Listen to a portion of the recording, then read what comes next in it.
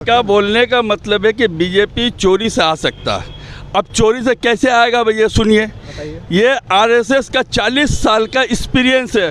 जो बच्चा फूट में था उसको उठा के आरएसएस कैंप में लाया, उसको पढ़ाया लिखाया, खिलाया पिलाया, आईएएस ऑफिसर बनाया।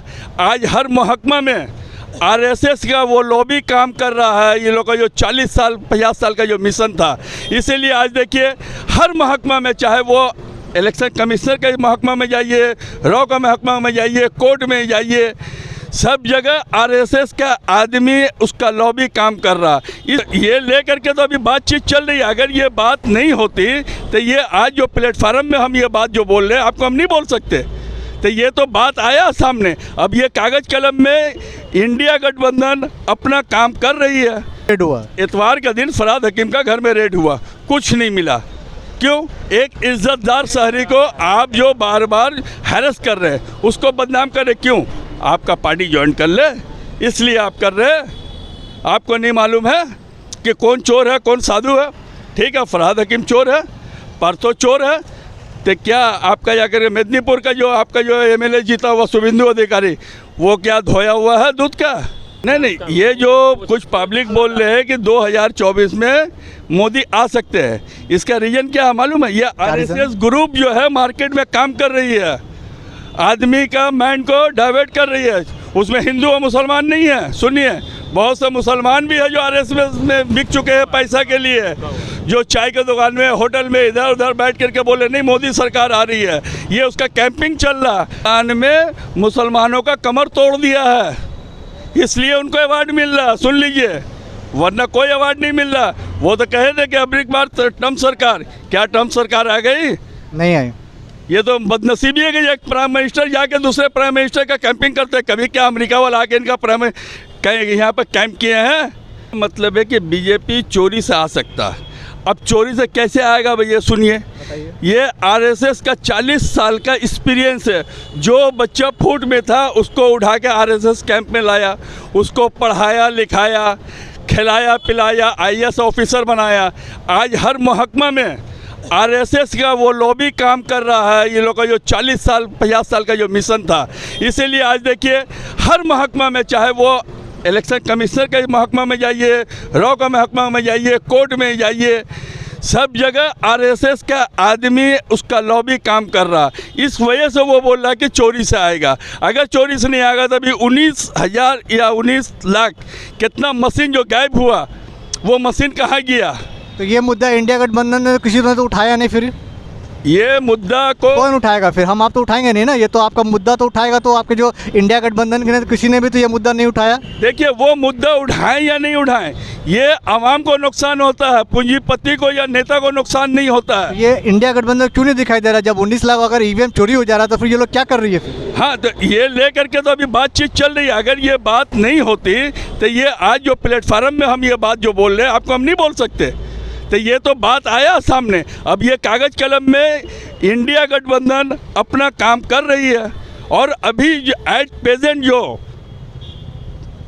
जज जो आया है सुप्रीम कोर्ट में, बहुत ऑनेस्ट जज आया है। इससे हम लोग को उम्मीद है कि आवाम को राहत मिलेगा। ये जो जिसको चाहता था इलेक्शन कमीशन बना देता था अपना ताकत के जोर पर, अभी क्या हुआ है कि नहीं, आपको अपोजिशन का नेता को लेकर के कंसर्नमेंट होगा कि हाँ ये बनेगा इलेक्शन कमिश्नर तो होगा।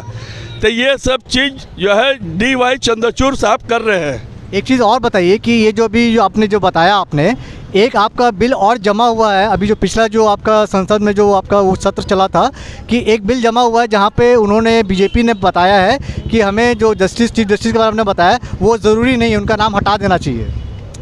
इसलिए कि हर महाज पर CM चंद्रचूड़ से उनको तकलीफ़ हो रही है, जिसके वजह से आज जो आपका जाकर के दिल्ली में आम आदमी पार्टी का जो एक नेता था उसको अरेस्ट किया, अमानतुल्लाह खान, संजय सिंह को वो अरेस्ट कर करके वो DY चंद्रचूड़ को ये दिखाना चाहते हैं कि हम कुछ भी कर सकते हैं। ये उसको नहीं मार रहे हैं, ये ज़मीन को मार के जमींदार को चमका रहे हैं।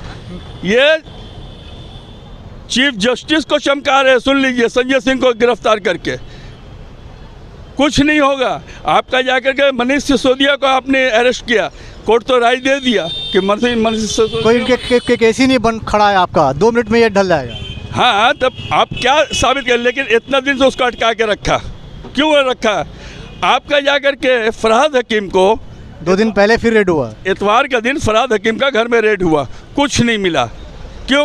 एक इज्जतदार शहरी को आप जो बार बार हैरेस कर रहे हैं, उसको बदनाम कर रहे, क्यों? आपका पार्टी ज्वाइन कर ले, इसलिए आप कर रहे हैं। आपको नहीं मालूम है कि कौन चोर है कौन साधु है? ठीक है, फरहाद हकीम चोर है, परसों चोर है, तो क्या आपका जाकर मेदिनीपुर का जो आपका जो एमएलए जीता हुआ शुभेंदु अधिकारी, वो क्या धोया हुआ है दूध का? उसका घर में क्यों नहीं रेड हो रहा? बीजेपी में चला है? कल तक जब अर्जुन सिंह आपका पार्टी ज्वाइन किया था, उसका घर में रेड नहीं हुआ? अभी पता चला कि उनको भी अभी लेटर जाने वाला है, किसी अर्जुन सिंह को, तो अर्जुन सिंह को। हाँ, इसलिए कि वो टीएमसी में वापस आया। एक बात बता दे रहे हैं कि 2024 में मोदी का विदाई है, इसलिए कि हिंदुस्तान में बहुत हिंदू मुसलमान हो चुका है। लेकिन ऐसे अभी भी लोग हैं जो लगता है उनको कि 24 में वो जीत सकते हैं। उनकी जो आबादी है, जो प्रधानमंत्री नरेंद्र मोदी को जो वोट देना चाह रही है, या जिनको लगता है, अभी भी उनको लगता है कि वो 24 में वो प्रधानमंत्री ही हैं जो उनका जो बेड़ा पार कर सकते हैं।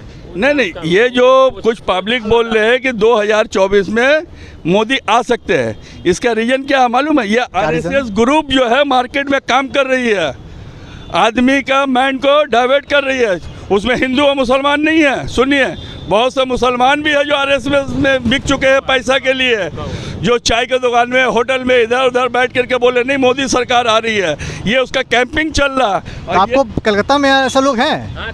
कलकत्ता में है, कलकत्ता में बहुत है। आप चले जाइए, मालिक तल्ला में आरएसएस का हेड ऑफिस है।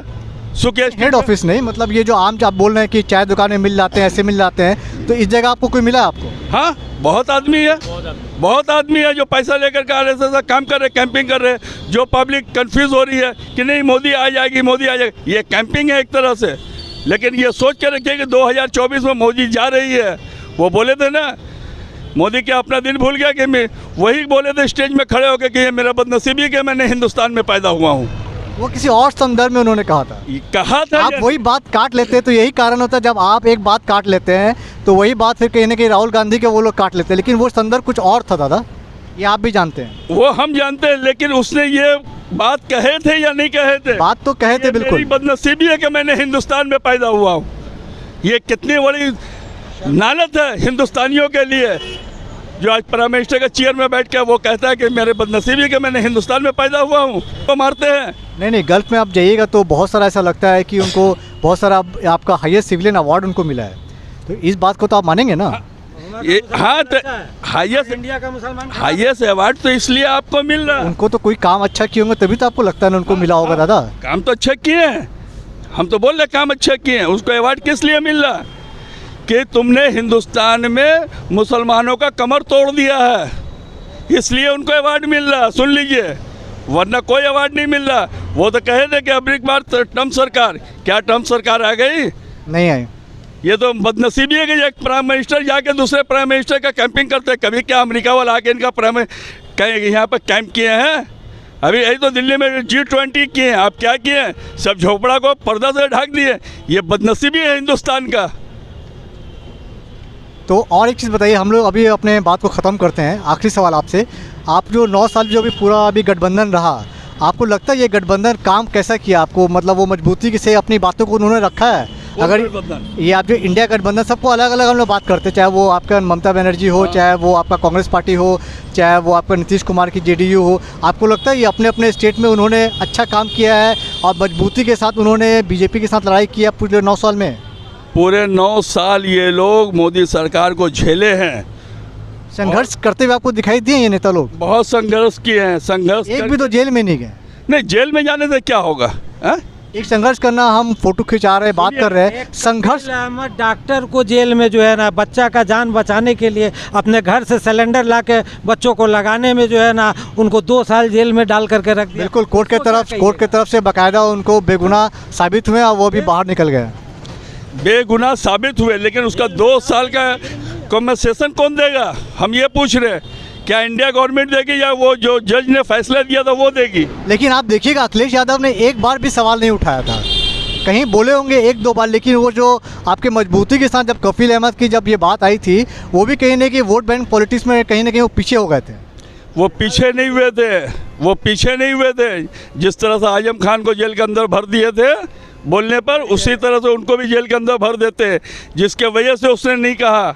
सुन लीजिए, और आज गठबंधन जो है ना बहुत मजबूत हो चुका है, और गठबंधन में आप ये कहते हैं कि प्राइम मिनिस्टर कौन बनेगा, तो सुनिए, सबसे पहला नाम हम देते हैं जो बॉम्बे का जो पहले चीफ मिनिस्टर था, उद्धव ठाकरे जी। नहीं, कांग्रेस का टाइम में, अरे क्या मुतेड़ा का नाम है, शरद पवार। जी, शरद पवार है प्राइम मिनिस्टर का लायक। उनकी तो उम्र बहुत ज़्यादा होगी, आपको लगता है वो मैनेज कर पाएंगे? अरे उम्र है तब तो तजुर्बा है। लेकिन आप देखिए उनकी खुद की पार्टी जो है, आपकी जो एनसीपी है, वो अजीत पवार कहाँ चले गए? अजीत पवार गए हैं पावर के चक्कर में, लेकिन आज क्या हुआ? आप ये भी तो हो सकता है कि उनके पास वो कंट्रोल नहीं है, इसलिए वो गए होंगे। नहीं, कंट्रोल तो है शरद पवार अगर के। कंट्रोल होता तो फिर कैसे चले जाते दादा? वो बिकाऊ है, वो पैसा के लिए बिके हैं। यही चीज़ तो अभी चंद्रचूड़ ने कहा है कि जिसने पार्टी बदलेगा उसके ऊपर कार्रवाई होगी, इसलिए पैसा लेके जो बिकते थे।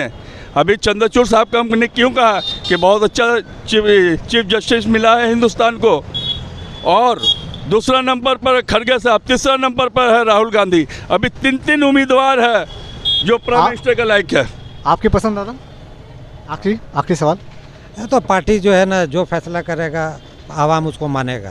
पहले तो बीजेपी को हराना है।